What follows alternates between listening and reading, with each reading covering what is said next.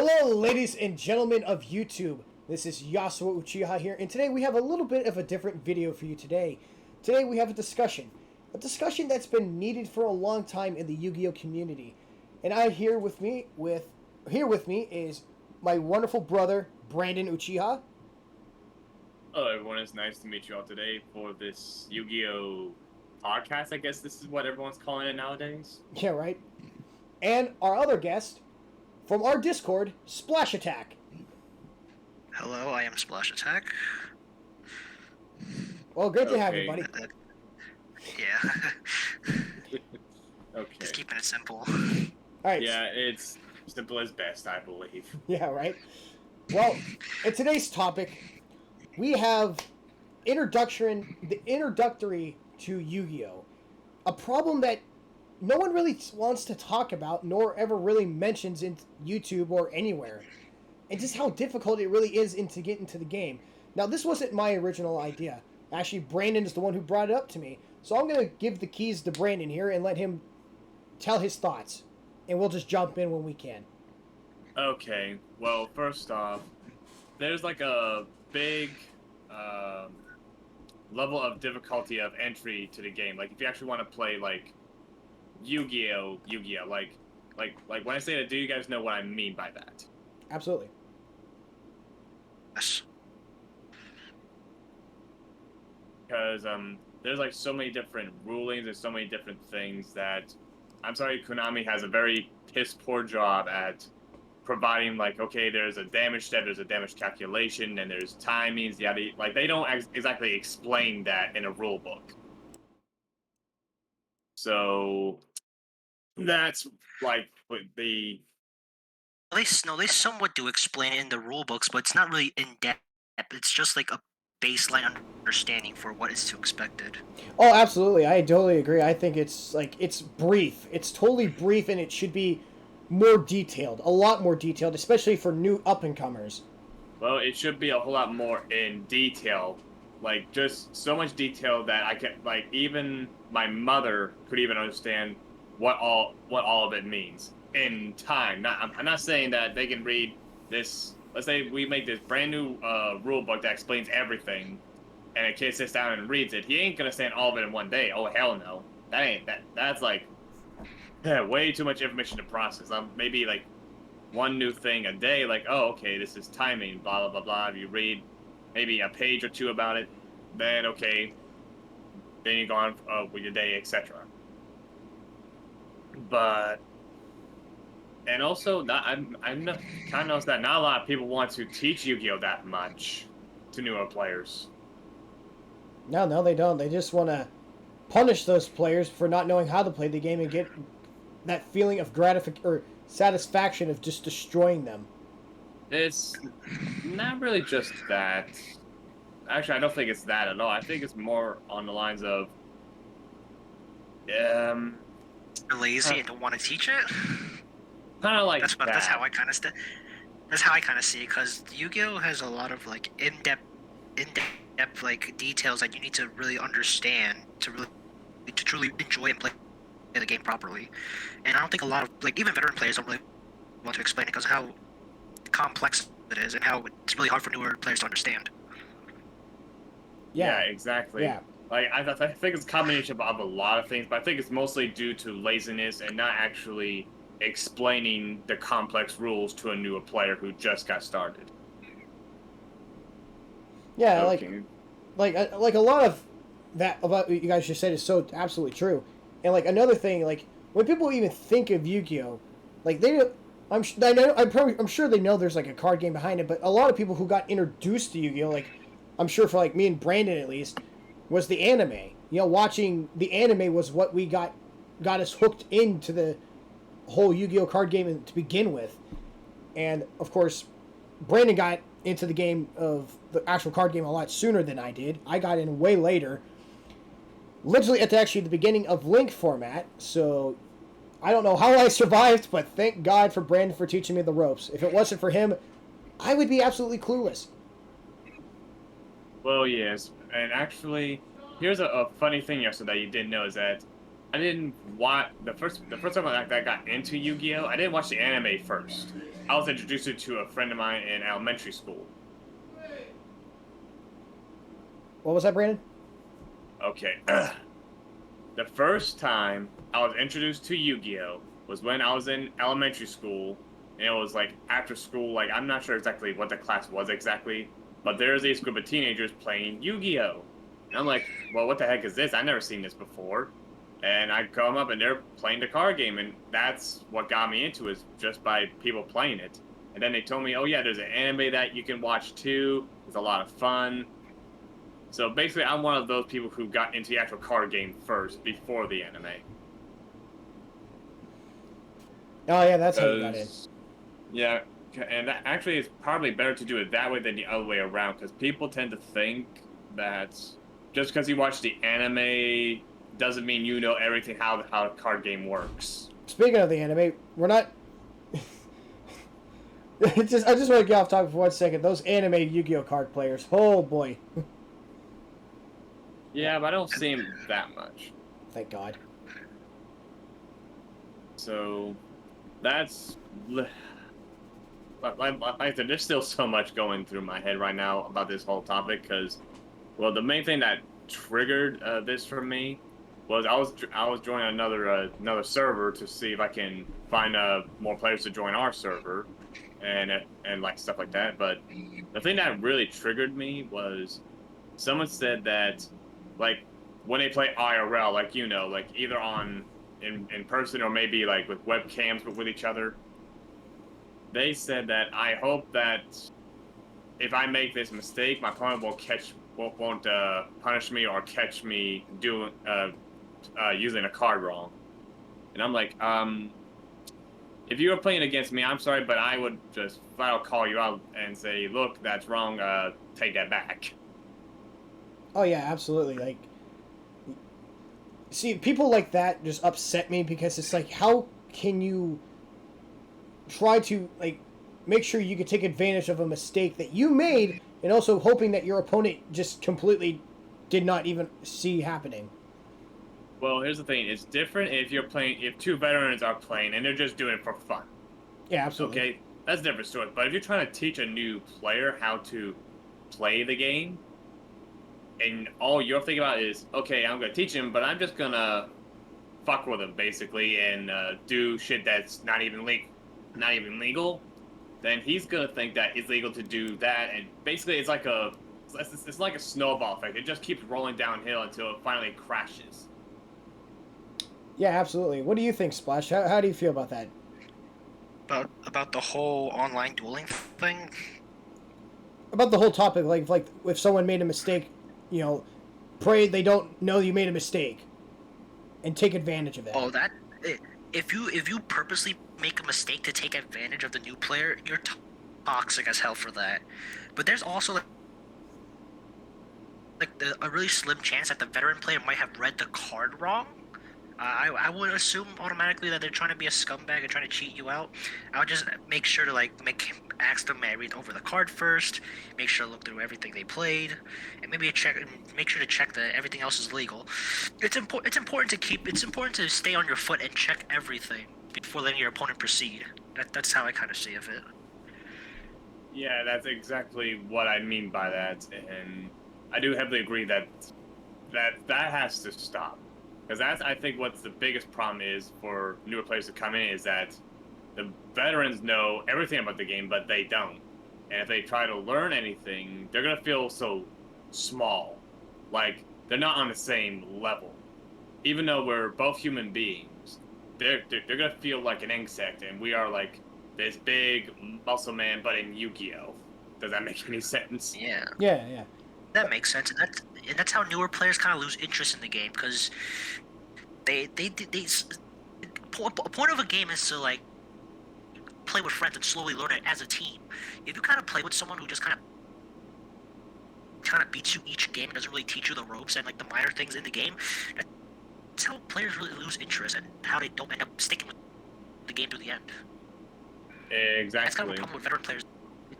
they don't try to assist or anything. They just like to like get the satisfaction of beating newer players, or just like winning overall, which is not good for newer players. Oh, Yeah, absolutely. absolutely not. It's very toxic. And speaking of toxicity, do you think toxicity is an issue in the community? Oh, absolutely. Like, I don't think it's as bad as, like, Is it? say, I don't know, like Pokemon or Magic, but I think we do have toxicity, especially during with this whole COVID stuff and the whole, you know, remote dueling things. You have to duel online because you don't know if your opponent's being honest with half the cards they play. Like, in a current YCS, I think, or WCS, you know, somebody was caught literally cheating, but the judges never caught it, and he got away with it, and he actually won that match, I think. Well, that's a whole different topic. Now, cheating, however, that is a complete. I'm sorry, but if you're a Yu-Gi-Oh player and you cheat, and you're willing to cheat, especially in a tournament, you don't deserve to play the game. That's my personal opinion. That's a scummy move. If you're able to sleep at night knowing that you cheated your way to victory, uh, I don't know, man. That's very scummy of you. Like I said, I believe that they should have no right to play the game at a competitive level ever again, or actually even play the game at all at any level. Because if they're going to cheat at a tournament, that means they'll cheat at everything. Oh, absolutely. And I absolutely hate that. Like you also said, for example, with and it was actually an LCS actually that the player cheated. And when I saw how he cheated, I'm like, okay, how did the judges not catch this?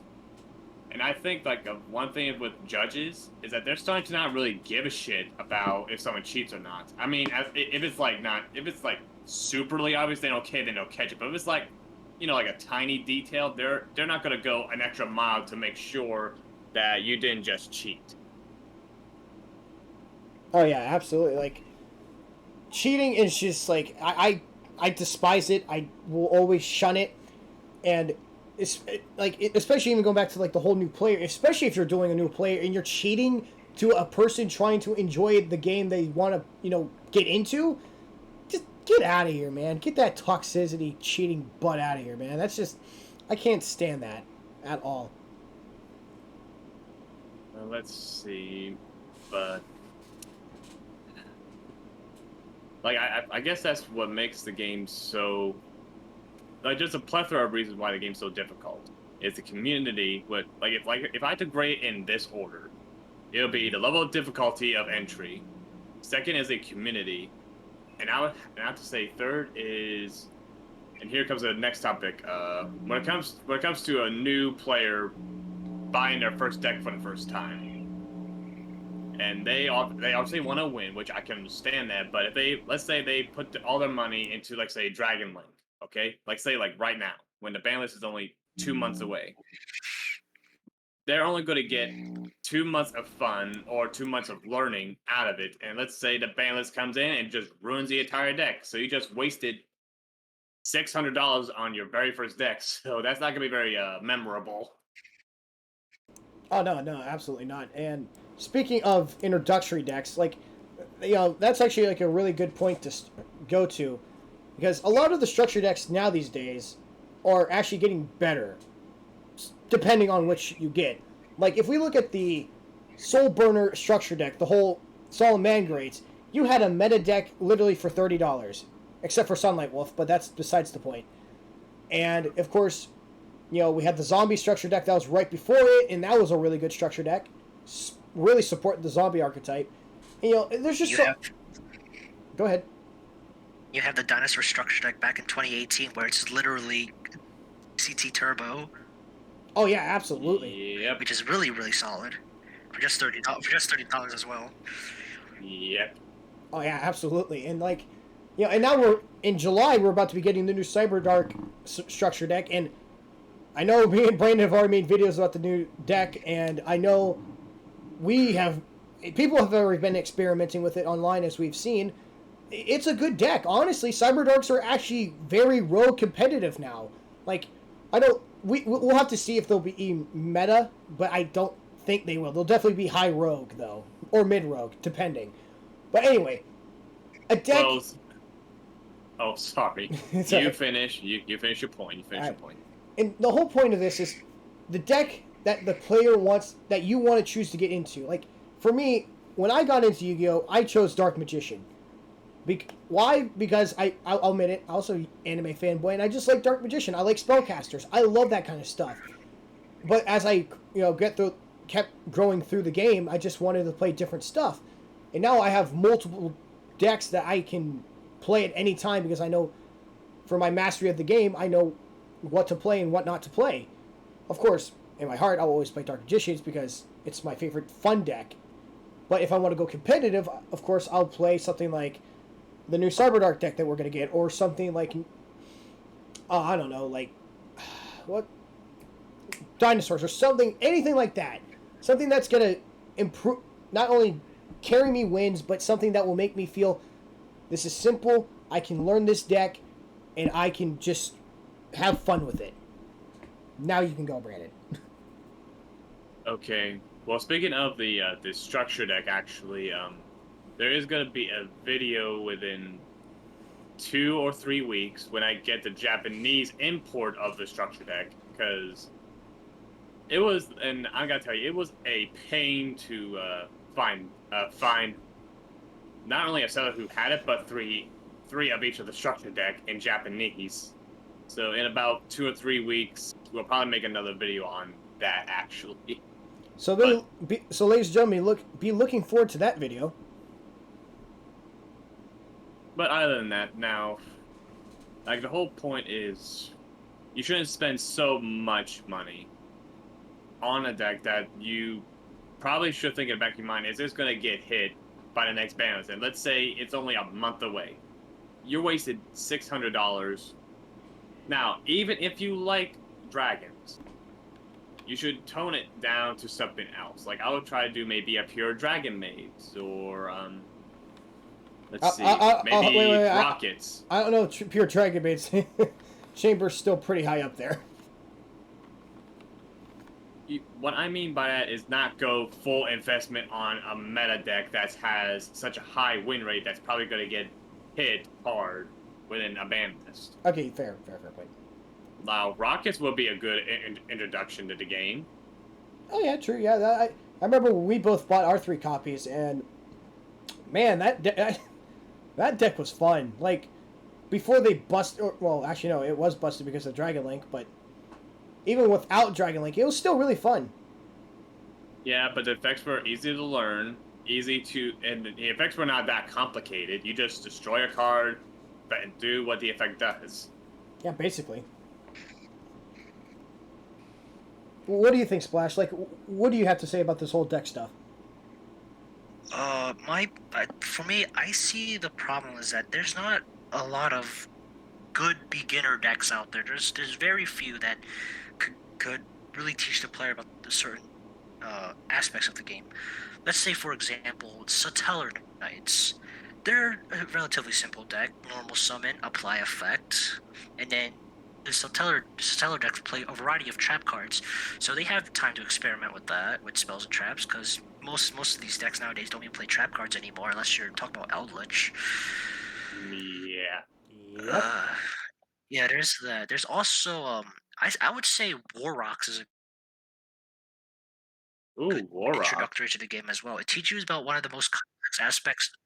Yeah, it teaches you about, it's a battle focused archetype, which teaches you one of the most important aspects of the game, which is the damage step, because we all know how much that is hard to learn. Yeah, right. Yeah, especially if it doesn't say on the card. Oh, especially. Yeah, so yeah, that's my problem with the decks nowadays. There's not really a lot of introductory decks. Like, sure, starter decks and structure decks are good, but they don't like specifically teach like I believe starter decks should be like a, how do I say this? Like, I don't think starter decks are really teaching players enough. I think there's like should be like a starter deck for specific themes, and or even broader in terms. If you get what I'm saying. Yeah. I do. I actually do get exactly what you're saying. Like when this is like a little story with decks, actually. Like how I got Yasuo into Yu-Gi-Oh! In the first time. Actually went to well, me and Sean went to Walmart. Yasuo. Sorry, Yasuo. We went to a Walmart, and I saw they had the legendary Dragon Knight decks. So I'm like, okay, actually, you know what? This will be a decent start. Yeah, And and from there it was like history made. Like, there's the Dark Magician deck, there was the Cyber Dragon deck, and of course the Pendulum deck. The first two that I learned from Gate 1 was Dark Magician, Cyber Dragon. I never really learned the Pendulum to this day. I still haven't, actually. well, Go ahead. oh, sorry. Well, now the thing between you and me is that how I taught you is that I gave you a major crash course that a normal new player would have quit within a week. Yeah, that's true. Like, what you put me through, it was like boot camp for Yu-Gi-Oh! And honestly, though, for me, though, at least in my experience, like, it actually made me strive to get better because I'm like, I want to get to your level. I want to learn how to do these combos. I want to get good. And I just remember doing, like, so many, like, I remember buying my first cards from, like, Amazon or, like, TCG or cool stuff and just amping up my decks as I went, and it was just so fun. Now, for someone else, it's completely different. Like, I do agree with Splash that decks do need to be more simplified for, like, newer players. Absolutely. And I would just love for Konami to do that because he's right. Because a lot of decks these days don't really tell you what to really do. They kind of expect you to get it, which isn't fair for the normal newcomer because it's like, they're just like, okay, well, what does this do? Or what does this card do?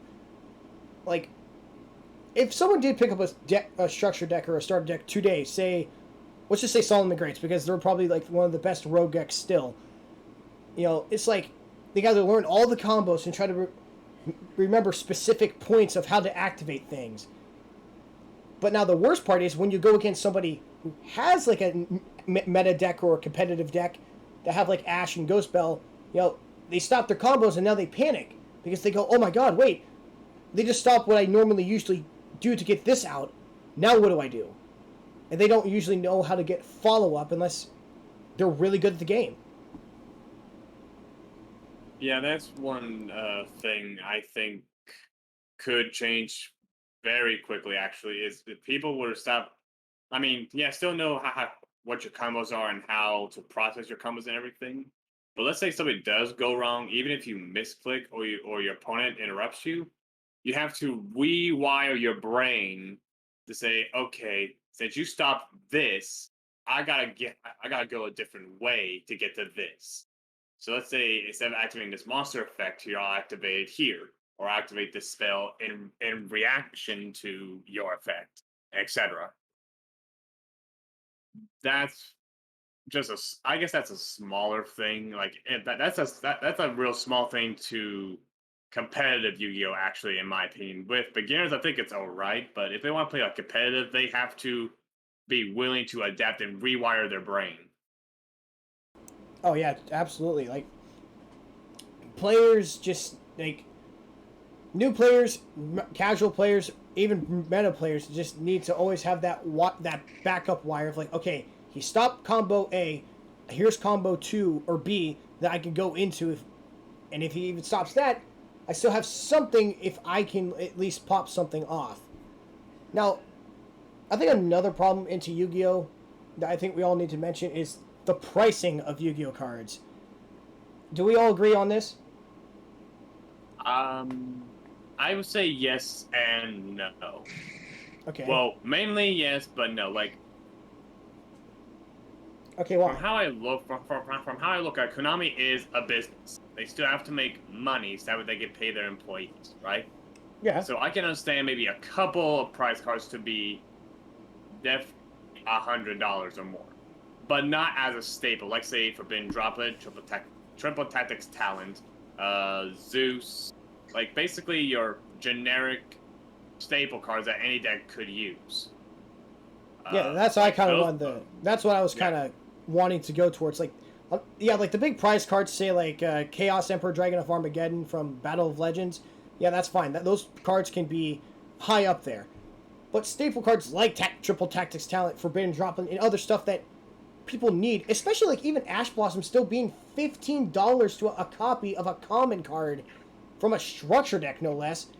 That's like, why? Like, those are staples that people kind of need to get into the game. Now, to be fair, if you could find a Soul Burner structure deck where she's in, you're saving yourself a lot of money that way. But if you need to get it from TCG Play or something like that, you're spending so much more just for a staple hand trap that everyone plays. Yeah, And that's kind of a problem with the card market nowadays. Like supply and demand, like it could like these cards. It's either it's expensive because there's not a lot of copies of it, or is it or it's either because a lot of people are playing it. And that's why people demand it's so popular. And then with like some other staples that hasn't been properly reprinted enough, like let's say for example like a Effect Veiler, that card was pretty expensive when it was released. After be yeah, reprinting it multiple times, even at rarity multiple times, it's now down to $1. It will take some time to get like certain staples down to cheap enough so that people can buy it. And that's how Konami really milks their products and get money out of it, like Triple Talents and Forbidden Droplets. Those cards are good, and they haven't been reprinted yet. And their first printing is a higher rarity, so that's why they're expensive. Actually, speaking of Forbidden Droplet, it just got an ulti reprinting, which makes it even more expensive, which is absolutely insane. But let's look at a Oh thing. yeah, Like, yeah. another thing, I want to do like a comparison of the OCG and TCG. And Brandon actually showed me this a while back that in the OCG structure deck for the Cyberdarks, they're getting a reprint of Infinite Impermanence in Lightning Storm in Common. Now, the odds of that actually happening here at the TCG, slim to absolute none. Don't expect it. Anyone who thinks that we're going to get it, stop it. It's not realistic. But for the Yeah, OCG players, yeah, we might not get those reprints. Gotta milk it. You know what I mean? Gotta milk yeah, sense. absolutely, absolutely. Like, Infinite Right. Impermanence might, because it's been reprinted a couple of times, 4 times, I think. So it could, because it does have Infinite in the cover. But, like, Lightning Storm, absolutely not. No, they're going to milk that guy out as much as they possibly can. And also, just like, I think also this is also another Brandon point that I'm sure he's going to go more in depth with after I mention it. I agreed with him that the OCG and the TCG need to combine. And I'm going to let Brandon take that horse home. well, let me explain like the thought behind it. For example, like I think it would be better if, like, say, like especially like the OCG, they always get the newer cards out first. Okay, that's been a fact for years. Correct? Correct. Yep. Absolutely. Okay. And for a player, let's say there's a deck that they want to play, but most of their good support is over in the OCG, and they're never going to know when those cards are going to be released. So the best thing to do in an ideal world is if both the TCG and the OCG combine into one game. And the balance would also be merged, and maybe a couple things will be taken out, things will be put into account and shit like that. But at least now, whenever new cards get released, everyone gets access to it. So that's it. Uh, I Oh, would like to jump in here. There's like a fatal flaw I see in this is that how are they supposed to like wait no actually no never mind. No, that was stupid. I was just thinking, how would they get cards over here? I'm like, oh, they could just email each other like the card effects and just like print it out accordingly. But yeah, it's just I'm just stupid. Never mind. oh, don't worry. Don't beat yourself up, man. Hey, It's all right. I'm also willing to listen to opinions. Like, yeah, I might have some flaws. I'm not saying it's perfect. I'm just saying it's a baseline idea. No, no, There's a no, baseline idea. no, the flaw, no. What I was trying to, what, no, that's what that was. It is. I was like, I thought there was going to be a fatal flaw in it, but no, that was my mistake. I didn't look through it enough. Oh yeah, but now if we had to get to the nitty gritty of how it would work, yeah, that's probably the way that they would do it. Is if they would do it either by email, or maybe they'll have representatives from basically like both continents. Let's say U.S. and Japan, they would come meet, and let's say they discuss like, okay, for this next new set, let's release these ones, and we'll put this structure deck on the market and shit like that. But they'll actually like communicate and how products would come out at the same time. So that way it's not, oh, OCG gets this particular set, but the TCG doesn't either at all, or maybe in like maybe a year or two. Yeah, absolutely. Like, I feel like I totally agree with what you're saying because like I just feel like at this point, like, I mean, yes, the OCG and the TCG play completely different ways. That's for sure because we're more control. Like, I don't want you to play heavy, while down there they're just like, they play how they play. And Well, hold on. That's actually not entirely true, because I have been playing for the last 2 weeks against OCG players. And let me tell you that we basically play the same game. oh, really? In a sense. Now how they play the game might be a little bit different. Well, I think Like, didn't you? Well, last time I was like we hanged out, I'm pretty sure you said that the OCG players like to be more conservative of their cards. Am I right? That's what I mean. They're more conservative. Just a little. Not by much, but we're still technically playing the same game. Like, I even asked one of them, and I wish I invited him to the Discord server so that way I have proof of it. But unfortunately, it was very late at night, and I didn't actually think about it till now. But I was talking to him back and forth, asking him, hey, in the OCG, is it any different, like, real, gameplay-wise from the TCG? And in his opinion, he says, no, it's actually quite funny how we have 2 different ban lists, but we're both playing the same game, basically. That is actually very interesting to learn. That actually really is interesting. I always thought they played differently than us, but okay, wow. But hearing that, that's crazy. Yeah, their ban list is different, but apparently they played just the same game as we do. Just stop your opponent from playing Yu-Gi-Oh, which is, I still disagree entirely of how to play Yu-Gi-Oh. Yeah, and there's always going to be a meta. That's always going to be a thing no matter what. Uh-huh. Like, you cannot stop meta. You just can't. It's just going to happen. People are going to say, oh, this card's so broken, or hey, this deck is so strong. Shit like that. Yeah, absolutely. What's your thought? I I want to hear what Splash has to say all about this stuff. So, I would say so. I would just explain like a little something from earlier, like last month. So last month I was on Reddit. I saw this OCG like tier list for decks. The top decks were all control based decks, while all the combo decks were considered low tier. I would say that certain cards are really game warping. Like for example, Maxi. Maxi is present at 3 over in the OCG. That's why combo decks are considered low tier. They don't want their opponents to gain advantage through Maxi, but if they can't make their boards, they can't really win. And that's kind of why Dragoon. That's what I believe why Dragoon's banned over there, because sit on Dragoon, shit out of Maxi, and just watch your opponent kind of like cripple in despair over the fact that they can't really do anything afterwards because they don't want their opponents to gain advantage.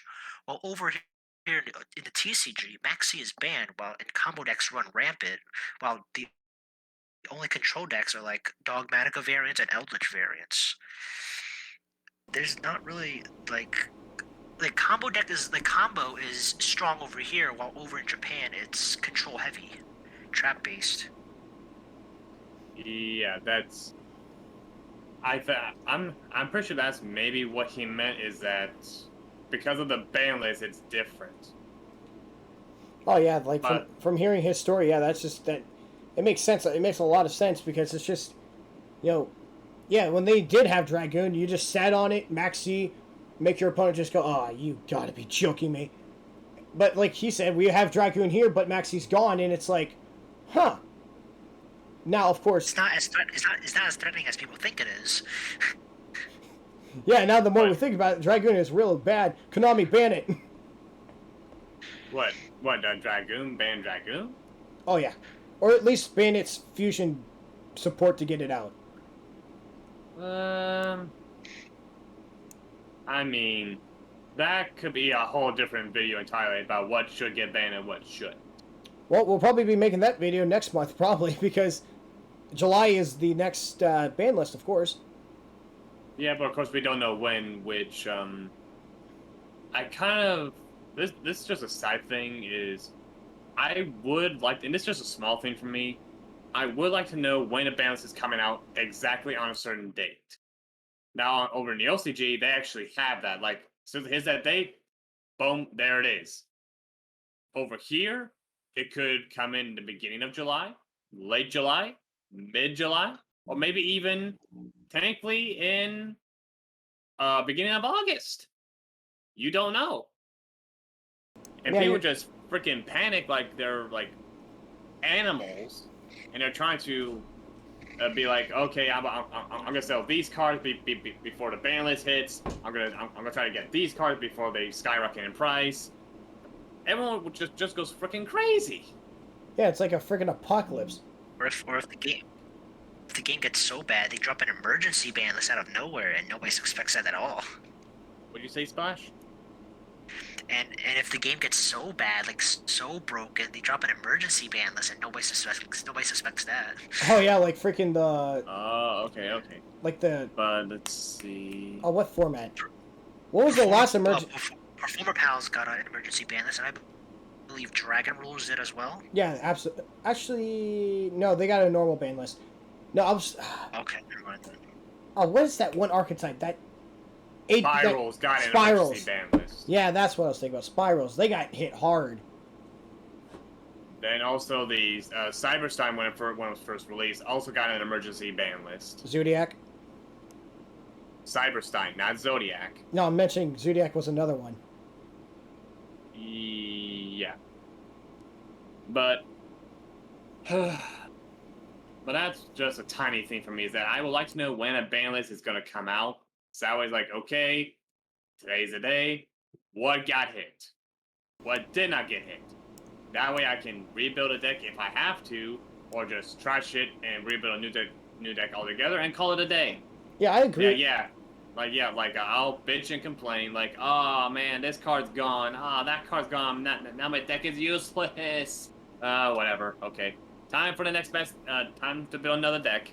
Yeah, I agree with you, Brandon. Like, I feel like we deserve to have a set date and time, or at least a set date. And that's the thing with Konami. Like, usually they like to drop their ban list after a certain product gets released. Like, probably they're not gonna drop it on July 1st. We all know this. We all know that they're not gonna do that. They're probably gonna drop it, say, I don't know, probably before the new Stardust release stuff. What's that? Dawn of Majesty. Dawn of Majesty, and during also the release of the Cyber Strike structure deck, and that's when they're going to base their whole new ban list, is on around that new booster box. Yeah, probably. I mean, but yeah, that like I said, that's just a tiny thing. Now, let's see. What Just really quick question. How many official events have been there for like the past month or so? actual events? Not really many Yeah, that I hear anyway. Yeah, I don't think many either. That's also a factor in like the ban list as well, because they have to look over official events and see what's popular, true. what's not popular, what cards being played, and then that's how they come up with the idea of what gets banned, limited, semi-limited, and released. Yeah, that's absolutely true, because like that's why most of the ban lists before the pandemic were nailed on specific cards. But that's why Dragon Ruler, or at least Dragon Link has gotten away with a lot of its crap, because the pandemic kind of saved it from getting nerfed, because you're not getting records of like, oh, this combo deck is getting really heavy and played, and pretty much just saying no to Yu-Gi-Oh. Well, I'm man. If I could talk today, I wish I did not go to sleep 2 hours ago. Anyway, what I think Konami should do is not just look at events. They should look at online, online platforms like doing Nexus, Yugioh, Omega, ADO Pro, and look at stuff from there, or at least ask the people mainly from there, like, hey, do you have a database or records of what certain cards are being played the most? And, basically just a general idea. Like, obviously, Dragon Lane's going to show up all over the place, because you'll see, like, maybe LP, you'll see. There's some bears that run Neophyter, but not all of them do. Then what else? The Dragon Link play. They try to do the Buster Store combo with DMZ, etc. They all play Dragoon. Most of them do, or some of them do. I'm pretty sure at least every deck, in some way or another, plays Dragoon. Or at least plays the package in the main or side deck. Oh, absolutely. Now, Brandon, I actually have a question for you. Okay. So, you know how Magic the Gathering has like a big listening to its community? Do you think Yu-Gi-Oh should follow suit in the same way, or no?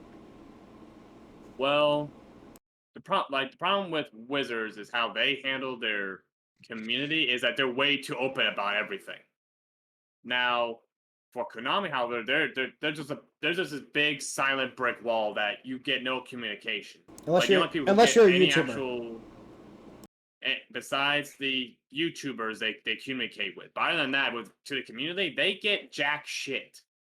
Like, they don't understand why certain cards get hit, or, hey, we're going to release this set instead of this one because of this, yada, yada, yada. Like, there's no communication. Now, if Konami were to lift up that wall, like you see this big wall, right? Just cut the wall in half. So that way they can see you, but you can see them, and you can at least talk to them. But you cannot be, get to know everything. Because unlike in Wizards, they literally are open to everything. Like they will even tell you what they have for breakfast that morning. Yeah, they can even influence other people's jobs in the company, for Pete's sakes. From one story I heard. That's just insane. Now, like, what's that, Splash? Well, we all know Konami won't do that. Yeah, probably more likely, but it would be nice if they did, but it would be nice, but they're just a company that wants to make money, like any other company. Now, yeah. Now, I don't want to bash Konami here, in case they ever want to sponsor us, by the way. But I'm just saying, oh, ha ha ha. Well, I'm just saying, I do understand why they probably don't listen to the fans, because, like Magic, you don't want to have that open relationship to the point where, hey, I had eggs and toast this morning for breakfast. What about you? Yeah. Of course they don't want to do that. But I also understand why they want to keep quiet and just be like, okay, we got this. Trust us. Let us handle it. But is it always the smartest decision? No. Absolutely not. I feel like they should have something of a, maybe once a year, a big Q&A from the community. Be it like a thread sheet that we all quick yes or no to, or something. I don't know. Anything. Like a survey, you mean? Yeah, like a survey. Like an actual survey that will actually go to Konami, like the actual, staff. Yeah, like how, if anyone plays mobile games, like Dokkan Battle, after every big celebration, like 6-year anniversary or the Heroes events and stuff, they always give you a survey to be like, hey, what did you like? What didn't you like? What do you want more of? And we'll implement it. And 9 times out of 10, they normally do. Okay, if Konami were to do that, I think it would definitely be a lot better. How about you, Splash? I don't really play mobile games. No, about the survey. About the survey. Really know about that. No, just about the survey. Survey. Yeah, survey would be nice. Just Konami, just all my surveys, hey, what problems you see about the game? Is this what you would like? Would you like this, and this? This is your problems. Yeah, that would be nice if Konami just kind of put out a little form that allows us to really speak out about our problems. Well, not only that, actually, in my opinion, would tell me that they actually give a shit at least a little bit about the game. At least a little bit. Yeah, exactly. Just I just, like you just said, I just want them to show that they care. Like they don't, like at least they have something of a heart. Well, hold on. The staff, like according to a lot of the Yugi tubers who have connections to the staff are very dedicated and they do give a shit about the game. They have very little control over how stuff is played out. It's more like the higher up, like the CEO of Konami, who decides what comes and what goes. Oh wow, that's an interesting fact right there. But yeah, I can't remember which one was it. I think it was either Team APS, Zemo, or I had to say his name, but he is included a Team Samurai. The staff actually do give a shit about the game. Now, how much I don't know. Like it may not be every staff member. Maybe it's just in that day those staff members in that shift actually give a shit about the game, and then you'll get your other employees who don't give a shit about the game. They're just there to make money. That's it. Yeah, of course. But the one thing that I think that really makes a game successful for anything, whether it's online, a card game, a video game, etc., is that you actually give a shit about the quality of it and how it's presented. Yeah, absolutely. Speaking of presentment, like let's talk about the Yugi tubers for a second. Let's talk about them for a second because I feel like they actually play a big role in this as well. Because if you really think about it, if anyone's interested in Yu-Gi-Oh, they are going to look at people who like are popular in it, like Simply Unlucky, Simo, Team Sam, Team APS, and people who've been in the game for quite some time. There are good influencers, and there's also the bad influencers. I'm not. Team Samurai, as much as I like his content for being just outrageously like silly and ridiculous, I do find him not as positive because most of the time he tries to point out problems that, like, oh, this one card will bust Yu-Gi-Oh! And what do you see? Like, I don't know, a month later, that idea coming into reality, people busting that one card out or something like that. But you got someone like Simo who calls out Konami, just like we're doing right now, and being like, hey, listen, stuff like this needs to change. Like, I just watched his previous video about how big box stores like Walmart and stuff ain't doing pack openings anymore, or like no, selling packs and stuff anymore because of certain stuff that's happened in recent time. And he made like a quite good point at the end where he's like, people who pull from card packs usually skip like a ton of product they've bought behind the scenes and just skip to the hype stuff, tricking people into buying stuff from like Walmart or big stores like that and getting jack diddly. And it's just like, you just ruin their hopes of like, oh, wait, what if I open this one pack? I could get this ghost rare dark magician. I could have like $1,000 in my hand. You're just like, it's influence that really makes a difference in the Yu-Gi-Oh community and any community. Well, when you put it that way, especially that's gambling. No matter how you look at it, the way you say it, that's gambling. And even Simo says it is gambling at that point if you're doing it that way. Of course, it's gambling. Booster packs in themselves are gambling. Oh, absolutely. Well, yeah. I'm not taking away from that fact. I'm just saying, like, you know, at any... Like, okay, hold on. All right, for me, when I open up a couple of booster packs, I'm just opening because I like opening them because when I was a kid, like, I didn't have much. I might be able to get a pack maybe once a month. So anytime I got a pack, I'm like, ooh, boy, what cards am I going to get in this today? And the one time when I got one of the evil gods, Reviel, I'm like, oh, I'm happy. I'm excited. I'm pretty sure I can't use it, but I'm happy. I got something. Like, it wasn't actually gambling. It's more like a childhood memory that I live by is just opening for newer cards and getting newer cards should be the thing. Now, of course, if you're trying to hunt for something specific, I'm sorry, you're better off just buying the single out instead of paying hundreds, maybe even $1,000 just to hunt down one card. Okay, yeah, in that aspect, true. But what about the YouTubers? What do you think about that point? I would say, let me think. What I think they should do is not false advertise it. Like, they actually do a box, and they go through it, and let's say they didn't pull any of the hype cards. They'll be like, okay, you know what? Next episode, we actually might get something. Like, make it like a series, sort of. Yeah, yeah. Like, if you look at Team Samurai, he'll do like his box break stuff where he'll have like a full case full of booster boxes and open them up. And same with Team Simply Unlucky, he'll have like a bunch of booster boxes, and he may or may not get something hype, but 9 times out of 10 they usually do because they have so many boxes.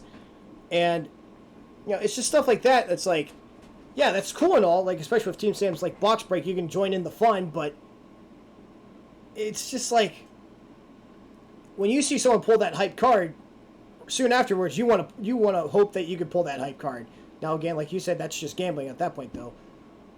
But I want to talk about like people like Simo. Simo is like I think probably one of the best, and Team APS by the way, one of the best Yugi tubers out there because they pretty much they're down to earth. They try to connect to both casual, competitive, and newer players, trying to be like, okay, this is how you can get into the game. Here's some stuff that can help you learn the game. When you put it that way, I can agree. But let's see what Splash has to say about that. For me, YouTuber wise, I like MST.TV and DPYGO. So DPYGO is rather simple. DPYGO just kind of like glances over the newer support, the newer cards that's about to come out, and just gives a little discussion about what the card can do and all that. And he puts humorous clips here and there, and that's what I kind of like about it. It's simple, it's clean, and no filler. It's just that. And MST.TV isn't really beginner friendly. He's good for he's not really beginner friendly, but I like him for like the advanced stuff, like the combos, deck breakdowns. Uh, let's see here. Let's see. Was it tournament decks? Talk with other players, and then deck discussion with that, and then like just advanced stuff overall. Yeah, I like Okay. those two. Yeah, I like those two. Okay, like especially when you put it that way, that's what I mean by difficulty wise. Like, I have watched that channel actually. I'm pretty sure excuse me, subscribed to them too, and I watch some of their content a lot because I'm like, oh, you know what? I'm tired of watching, like, say, SEMA. I'm tired of watching deep progressives. I'll go watch some high-level Yu-Gi-Oh content or see how this new support interacts, or maybe even an interview with someone, let's say, back then when Virtual was a top-tier deck, when Calamities was still around. And I would just try to be like, okay, what makes the deck so broken? Is it just Calamities or how they get to it? And I'm like, oh, well, okay. I mean, that makes sense. Okay. Interesting. And I learned something new. Now, to a new player, stay away from that channel for at least a year. Right? Now, going back to new players, now the biggest thing that I believe Brandon really emphasized here, and the whole time we were talking about this and debating on this, was how do you really introduce new players? And you mentioned stuff like rush duels, duel links, and stuff like that. Somewhere where Yu-Gi-Oh is at a more simpler pace, but you can understand it better. Like, all right, let me explain my thought process. Now, this might be flawed. If you have like questions or be like, well, I don't think that'll work because of this. Please speak your minds because I need to know if this is flawed or not, which it probably is. So we also know there's rush duel, then there's speed duel or duel links, whichever you prefer. Then we have what I would call Master Rule 5, which is basically, in my opinion, high level Yu-Gi-Oh, in my opinion. Okay. So I would say for a new, like brand new player, like let's say in this ideal world, they would begin with rush duel or duel links. The reason why, because in rush duel, like when I read the cards in rush duel, they have this thing called requirement and what the effect does. I'm like, huh, that actually would be useful for newer players if they don't know how to read a card. It just says, hey, requirement, discard one card, effect. It does this. Plain and simple. Like there's no like so many heavy amounts of text. Does that make any sense? Yeah, that makes perfect sense actually. What about for Splash though? And that makes sense. That would be nice to have on the newer cards, just like a requirement and then cost for activation, and then the effect itself. Oh yeah. And all right, so let's say they start with Rush Duel and they actually play that for a while, and they go, okay, I think I'm ready to go to, let's say, actual Yu-Gi-Oh, but maybe slower pace. So they would go to like maybe Dual Links, and they'll be able to adapt how cards work and how to read. Like I said, this is like not gonna happen, but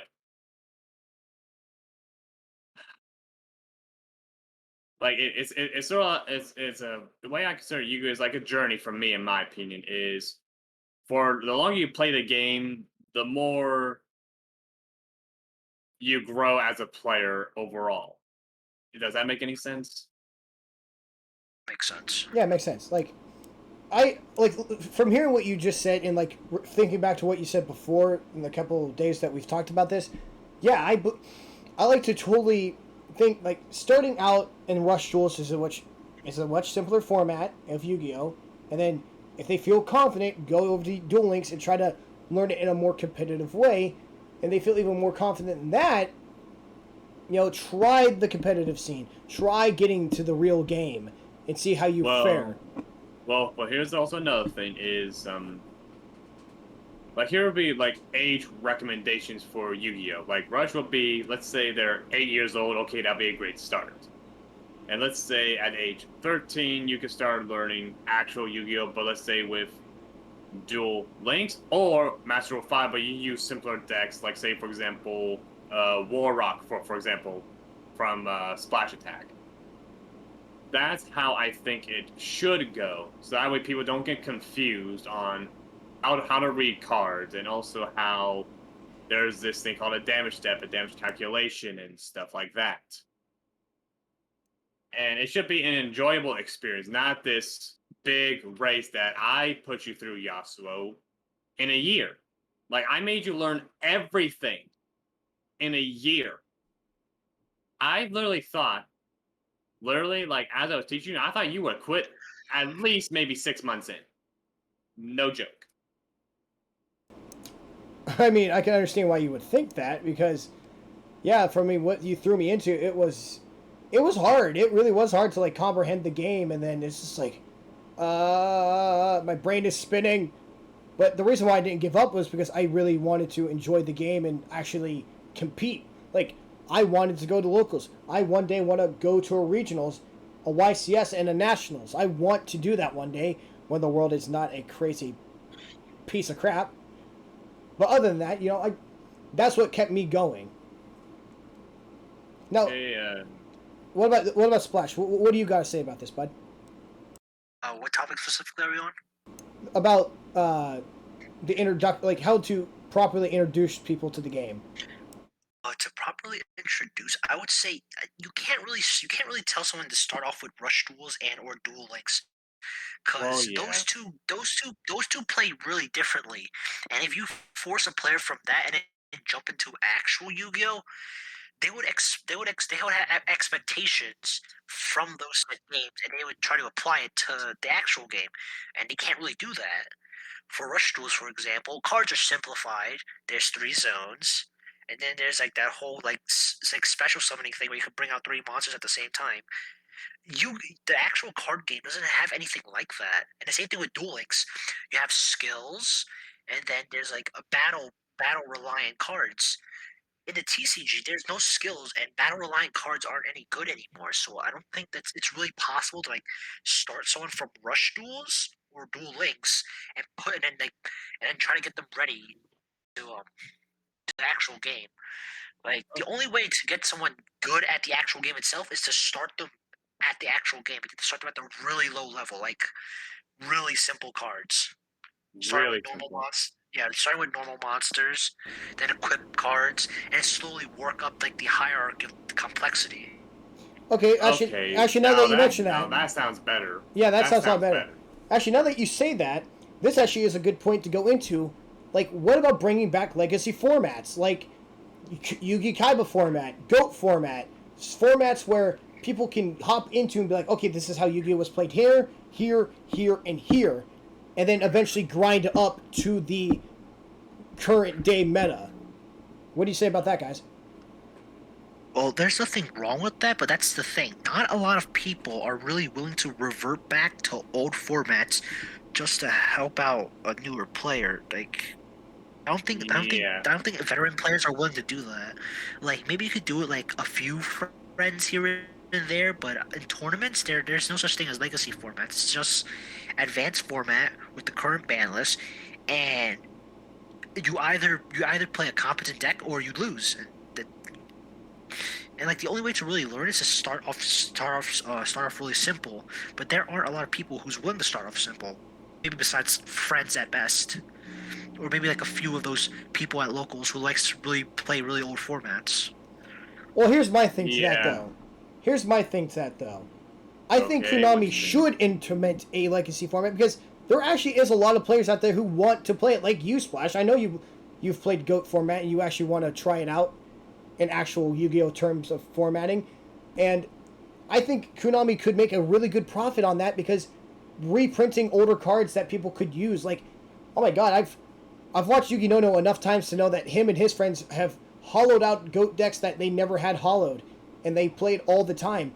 And like on certain people who talk about bringing it back, people comment all the time like, "Oh, we should have a legacy format like Magic the Gathering," and try to, you know, Yeah, approach whoa. that. Hold on. Slow down there. Slow down the wheels here. It still comes back to what Splash said before is veteran players technically still don't want to. Let's say they do, but it won't last long. Let's say maybe at most maybe a month. But after that, they'll go right back to the advanced high level play of Yu-Gi-Oh! Where if your deck doesn't win first turn, then you lose. See, I do agree with that. I'm not disagreeing with none of you two. I honestly ain't. I just feel like there are enough players out there who could say legacy format would be a good implement. Now, will it get stale after a while? Absolutely. Any older format can get stale easily.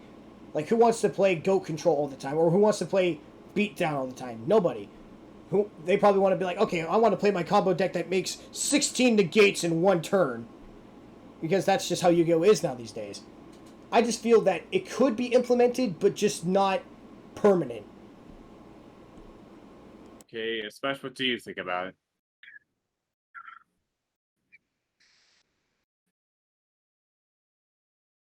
Oh, Hello? So okay. From Yasuo's point, from what he said before, how there are players who do want to have legacy format. Do you think it's still a good idea to try to do legacy format anyway, though? If you gather enough no, people to do it. I think it's a really good idea to like introduce legacy format into competitive play. But that's the thing. Like, there's the only really true legacy format people are willing to play is probably like gold format. Like any other older formats, like let's say Necros or Plant Synchro or Kaiba Yugi Kaiba format, those are like really niche and like really specific like formats. I believe like there's not a lot of people are willing to play.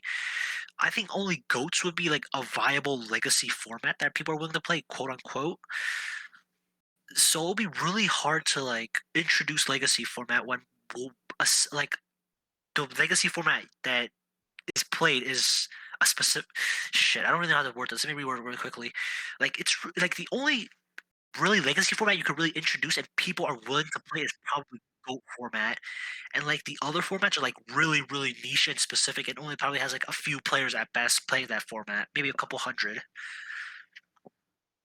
Okay, yeah, that's basic. Yeah, that's definitely a good point. Like I know there was like what the Spear Reaper format, and there was the Monarch. Like there's like this like stuff that specific. I'm not saying that those were like formats or really anything, but that's what you mean by it. Especially the Spirit Reform was just boring as hell. Like I remember when I was watching like the progressive series with no, it's the history of Yeah, Yu-Gi-Oh it's the with history of Simo. Yu-Gi-Oh.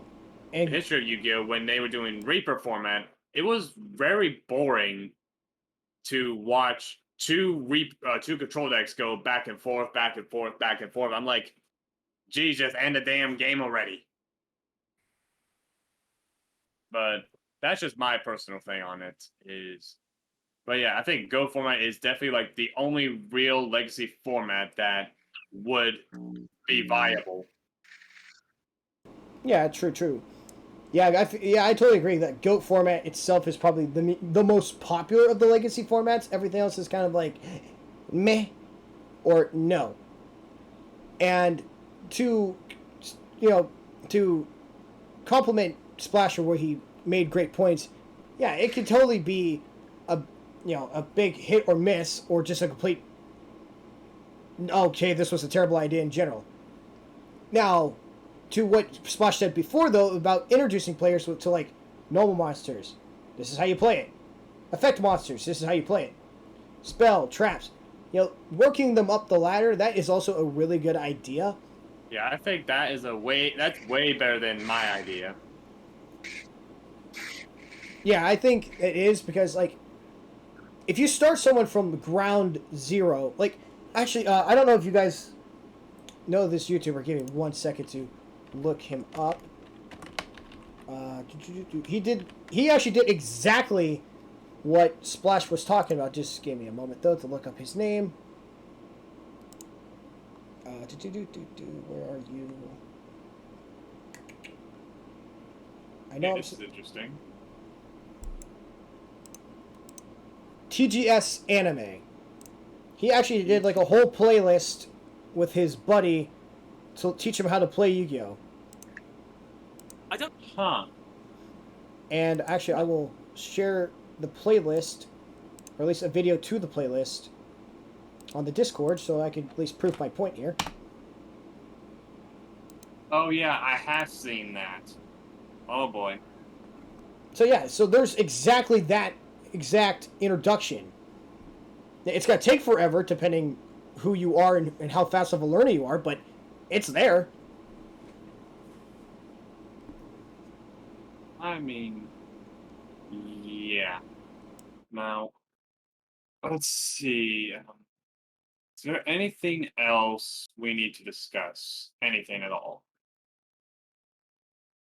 Well, wait. This isn't. Do you think the age limit to Yu-Gi-Oh needs to be bumped up? Because I know there's like a big, like thing about like censorship in Yu-Gi-Oh. Like, come on, let's all be honest here. How many kids actually play the card game Yu-Gi-Oh? How many? Yeah.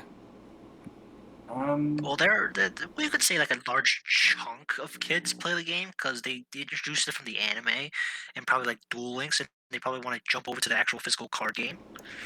But how many of them I would say, are? like, But how many of them are like 10 and under? You gotta assume at least most of them are like 13 and up.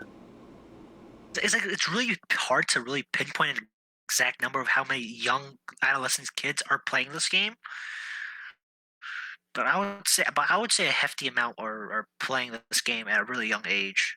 And probably just like playing simply as like in the anime, like, oh, I summoned this big monster for free, and while you can do the same thing or something like along those lines, or like you can activate this from your hand or something like that. Yeah. With the little kids, it's just a really simplistic card game of I summon big beat stick, haha, funny, and just beat over their monsters. And that's really about it. Well, Yeah. I actually want to take a disagreement to that because, I mean, if this was like back in 2002 when Yu-Gi-Oh first got introduced, when the anime was like popular, like I think the top three the series of the anime being Duel Monsters, GX, and 5Ds being the most popular, were probably like when people were like, haha, I summon Blue Eyes White Dragon, I attack your life force directly, that's game.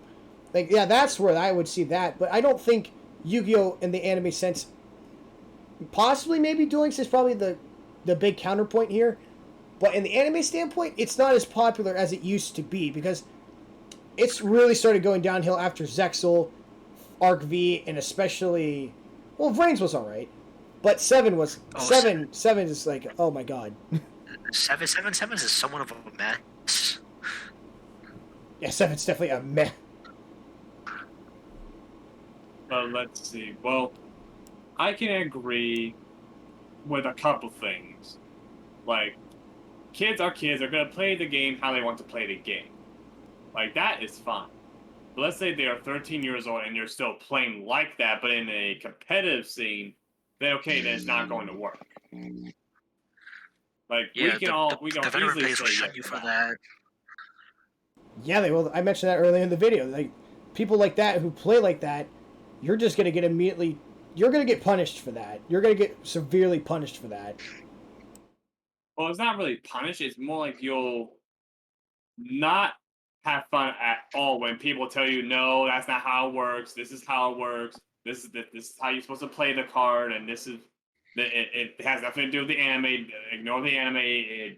The anime does not do the card doesn't do this in real life from the anime, and that's when people lose interest very drastically because their vision of how a card works also goes from, let's say, 100 to like fucking 25 or maybe even lower. Actually, now that you mention that, I actually remember watching a YouTube video of two dudes who watched the anime to up to 5Ds, but then just quit watching altogether. And they bought, I believe, Kaiba and Yugi's starter deck reloaded with like the new ABC support and the new gadget support.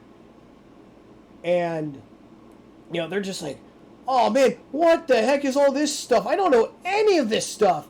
And they're just like getting frustrated as they keep playing as one guy gets more advantage because, oh, I have Gemini Elf. I can beat over all your monsters. And the guy is like, one of them is just like literally flipping out because it's like, this wasn't in the anime. And oh my god, it was cringe, but it also made a very good point that, like what Brandon just said, like, wow, this is killing the fun. I thought this was more fun than this. Like, I mean,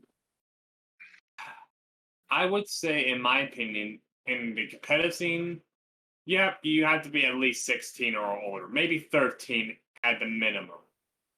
Because at that point, you have to know English, obviously. Like, you have to be able to read what a card does and understand. But that's for competitive. Now, for game in general, I think it's still a kid's card game. Because anyone can play the game, technically. Now, to play competitively is a completely different story. Oh yeah, absolutely. Actually, like, the only reason I bring up this whole the age limit thing is because, you know, all of the TCG Yu-Gi-Oh cards are heavily censored because of the age limit here. Unlike in the OCG where it's, hey, look at all this fancy card art that the TCG can't see. I don't think a pair of breasts would really remove a kid's innocence. Just like, oh, I see a pair of breasts there. Oh, whoopsies. Jesus doesn't want that. Like, also, like, stuff like, what's that one XC's monster where he's actually, in the TCG he's sleeping, but with pillows and stuff, but in actuality he's drunk. Baguska. Yeah, Baguska. Yeah, the elephant.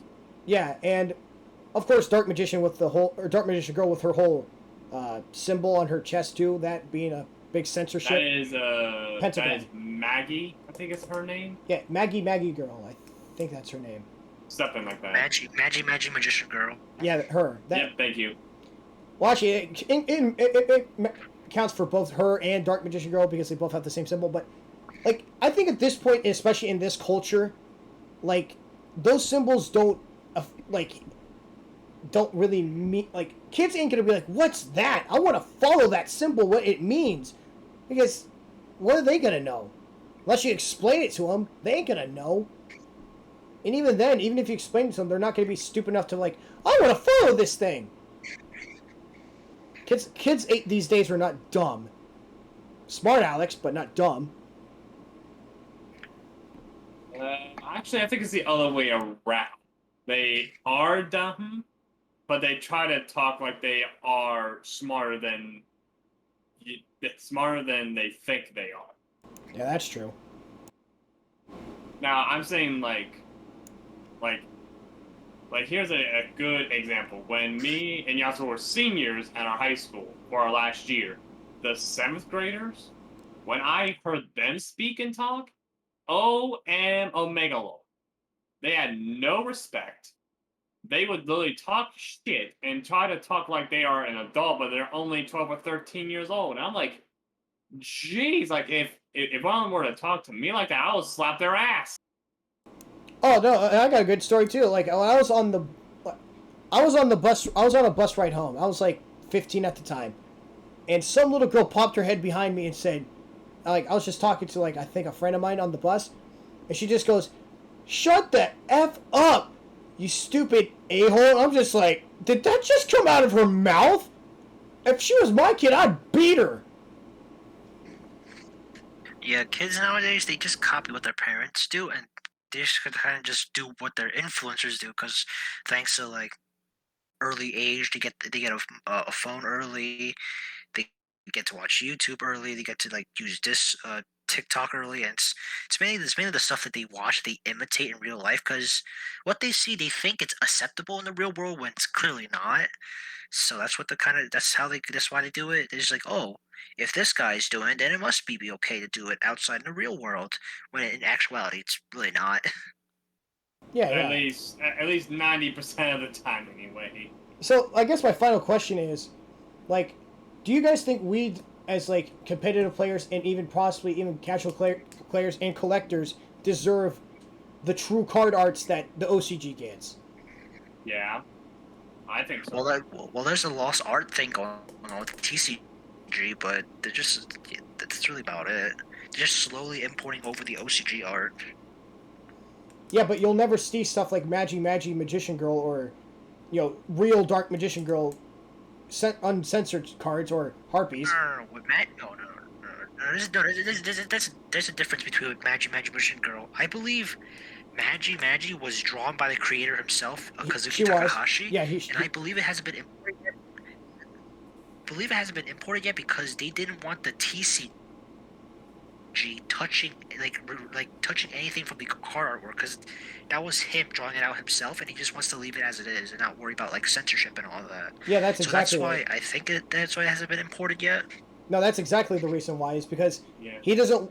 He's sick and And it just tired of did well. his card arts and his ideas and his, imaginations being censored because he probably knows himself that most people who play the game are older teenagers or definitely older adults or early young adults too, and it's just like seriously a pair of boobs, a symbol. None of it's gonna hurt or influence us at all. Trust me, we're old enough, or at least we are.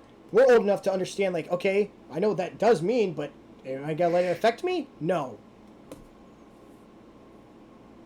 I just But want. it's I just Go on. want us to have like, oh, this is what he intended us to see in this art, not. He's sleeping. Look at that little elf is sleeping. yeah. But let's see. I don't think is there anything else that I've missed? Let's see. We're talking about toxicity, the difficulty, the any of all possible ways to make it easier for new players to join in. Oh, actually, there's one other thing, is products. Like, I'm pretty sure we all know this. Like how, let's say a main set, like let's say what's this like Cybernetic Horizon when Or the Genesis when Impact. or Genesis Impact when they first came out, about maybe I think it was what, like a month later they released these special edition versions of the packs where they're in like a box. You pay like what, $10 for 3 packs. Actually, no. Ignition So, and Salt was the last special edition. Actually, well, I'm just saying, for example, they stopped doing that, and I think they need to do that again because I think that'll make them more profit and they'll get more cards out. Now, will it ruin the card market like TCG? I don't think it will. At least actually, I don't think. no. Actually, I think it would actually help the market of like TCG and stuff because it'll give them a chance to sell boxes of literal special editions where instead of buying, a box of booster boxes, which would probably be a heck of a lot more expensive, it's more profitable to actually use the special editions because, I still have a chance to get this card, and that card, because it's all in the same pool range anyway. The only thing it was is like, what was it? 2 cards and a special promo card. Like one of them, I think it was Cybernetic Horizon, where Summon Sorceress or Twin Tails were 2 of the promo cards, and those were pretty much like their first printings that weren't over $100 at the time, because before that, Summon Sorceress was a Shonen promo, and she was like $100, and Twin Tails was also a promo, and she was also very expensive. Yeah. But I think they should. I'm saying they should go back and do that again, especially main sets, because they'll get more money out of it. They'll get more cards out, which means more people can have more of the cards that normally people wouldn't. But another thing is that the Dual Devastator set that they did, I think it was like a year or 2 ago. It's about a year. Okay, about a year ago. How they released all the staples, like all the hand traps, all of the spells and traps, all of the synchro monsters and shit like that. Yep. I wish they would do that once a year, where they'll take all the staple cards, like say, ideally, okay, like I'm gonna say ideally because it would be nice, but they probably won't. But let's say ideally they do like Forbidden Droplet, the Triple Tactics Talent, and shit like that. But you only get 1 copy each. But as if they had enough reprints by then. Yeah, of course. Like as if they did. Like right now, of course, there's not enough reprints to do that in a set like that. Like if I ever did that, I would question, okay, who has been doing crack or something? Because this is just a really good product that should be priced more than $30 or $50. It should be like maybe $60 or $70. Yeah, like Duel's Devastator, when it first came out, it was $40 a box, and if you really needed 3 copies of each staple, $120 later, there you go. Instead of paying. But go ahead, Splash. Still though, $40 for several reprints of really good cards. Yeah, sure, it's 1 copies, but I think $40 is like a really solid, and also you get really good reprints in that set as well. Let's just look up the set real quickly. So okay. in Ghost Devastators, you obviously get the Ghost Girls, which is really good. Let's see what else you get. You also get Effect Veiler, I believe. Let me just look over the cards real quickly. Called by the Grave was one of them. Let's see here. You get the Ghost Girls. Yeah, the Ash Blossom, Ghost Bell. The new one. Winter Cherry. Let's see here. The Crow, Effect Veiler, and Danko Sekka, Inspector Border. Now those are really solid cards as well. Oh yeah, very solid. You get Artifact Lance, Vanities and Majesty's Fiend, Dino Wrestler Pancratops, Gamma Seal, Mind Control, Soup Holly, Called by the Grave, Cosmic Cyclone, and Anti-Spell Fragrance. There can only be one, Solemn Strike and Red Reboot. Now those are some damn really solid cards. Don't forget, you also get Topologic and Saryuja Skull Dread. Those are some really solid ass cards. Oh, absolutely. Yeah. Like I said, I wish they would do a set like that. And for $40, yes, some of the gooder cards might not add up to that, but still, $40 for several good reprints. I'm paying.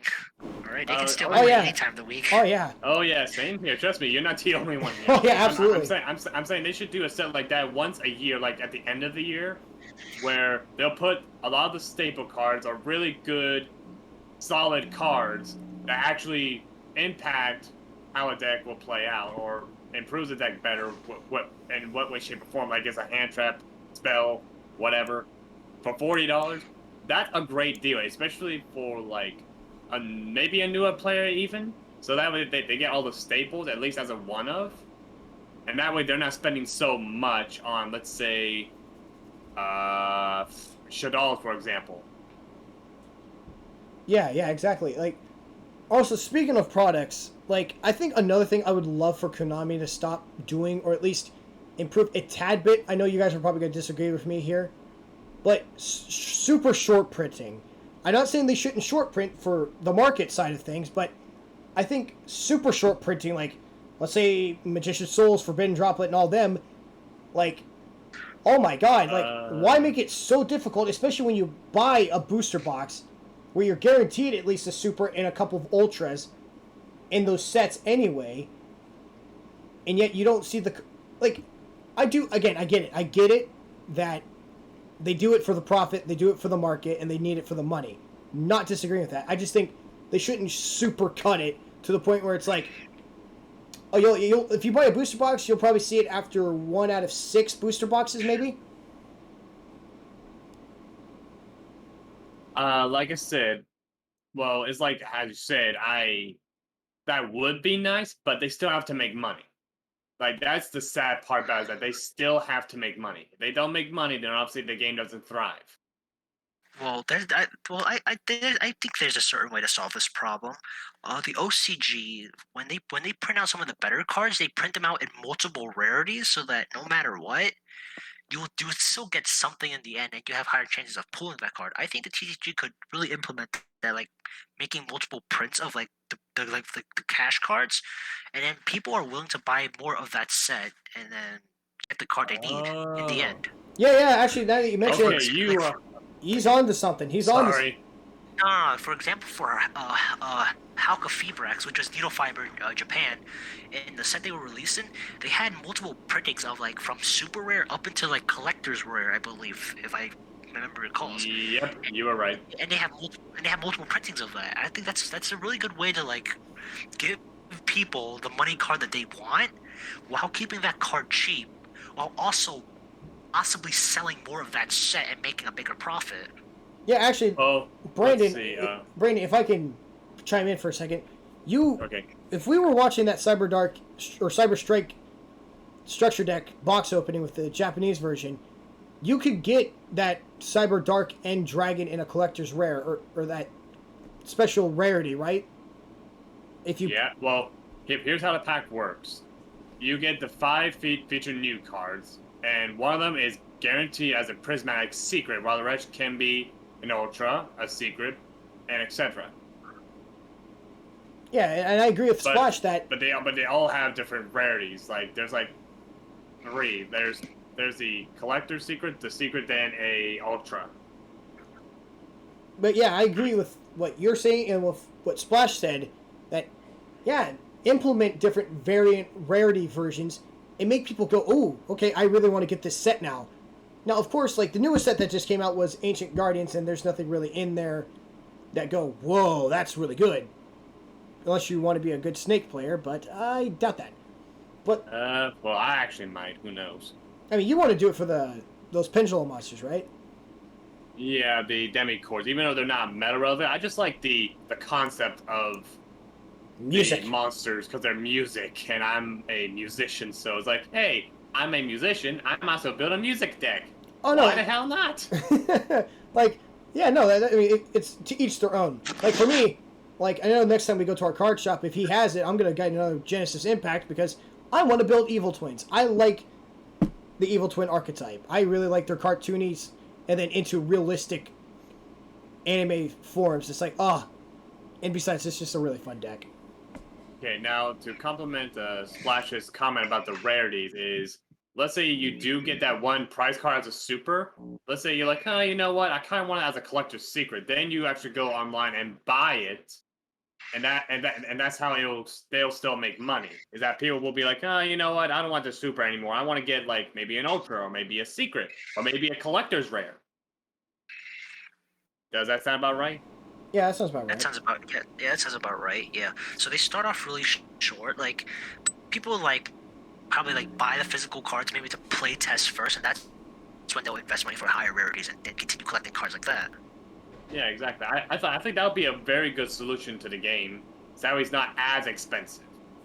Exactly. And honestly, guys, I think, like, I don't know about you guys, but I think that's like pretty much every super major topic we could talk about, right? I'm pretty sure that is it. I do feel very like my brain has like nothing else triggering right now I think we did talk about mostly everything. At least I could think of. Do you have anything to add, Splash? No, I think that's all we covered, and that's a good enough time to stop. Yeah, we've been out for an hour and 30 minutes. Wow. But you know what? I had fun, guys. I really did. I want to say a big thank you to Splash for coming on here and helping us with this video, and of course my brother Brandon for also being involved. No, thank you. It was very fun. It was very fun. I would say that. Yeah, it was very fun. Thank you for inviting me on. Absolutely, and I also want to thank Yasuo for also doing this idea with me, because I'm not gonna lie, at first I'm not sure why, but I felt I was so little. Because I'm like, well, I must be like the only person who feel that the game's like this. But I was like, you know what? I'm gonna do it anyway. And even if I am wrong by some odd reason, at least I spoke my opinion at least about it. Oh yeah. Yeah, no, totally feel the same, man. And like, I'm just glad we got this off our chest, and now that we can rest easy knowing that when I publish this video later tonight, it is going to be hopefully opening up, a broader side to Yu-Gi-Oh, and hopefully people will start, be like, okay, yeah, what can we do? Well, who knows? I mean, it might make an impact, it might not, but at least I got shit off my chest, so I'm happy with it. Right? Well, with that all being said, thank you, ladies and gentlemen, for watching or listening to this long podcast / discussion. And we from the Rising Uchiha would like to invite you to our Discord. In the link in the description will be a link to the Discord open to anyone at any time. Of course, join the family, join our weekly tournament or monthly tournaments, and just be able to come and have fun and talk about Yu-Gi-Oh! Or anime or whatever you want to talk about. And also, don't forget to hit that like button, leave a comment of anything you want to put your two cents into this discussion. And also, don't forget to hit that subscribe button for future videos. We will catch you all next time. See you later.